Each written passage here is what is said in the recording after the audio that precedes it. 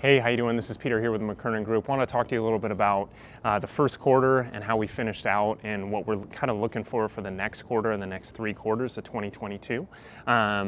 So the first quarter, we had the interest rates really staying the same.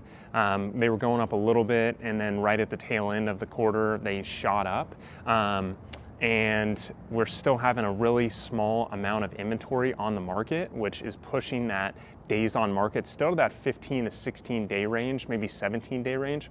And I'm personally talking about Orange County particularly, so our market that we're looking at every day, each day before we go out with our clients, or what we're talking to our clients about. So that being said, make sure that when you're working with that lender, when you're working with that real estate agent, make sure that they're telling you an update on, for one, what they're looking for the interest rates and where you're approved at, because the interest rates are going up fairly quickly. And what could happen is you're looking at something, you're approved for 500, all of a sudden now it's 475.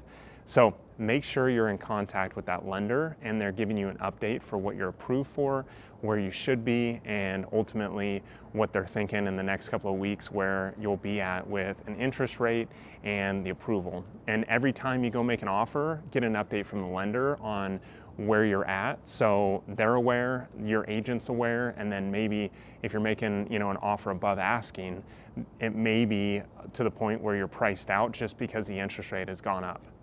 That's one thing.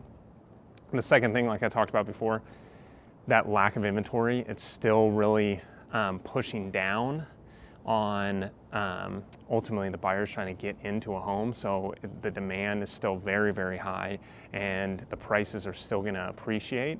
Granted, if interest rates continue to go up and they get to 6-7% this year in 2022, which we don't foresee that happening, but that may happen in 2023.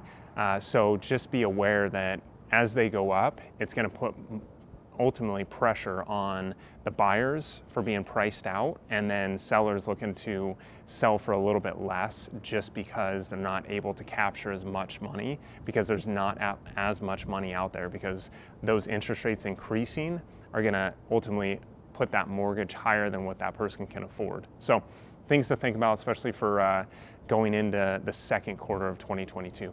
Thanks for watching.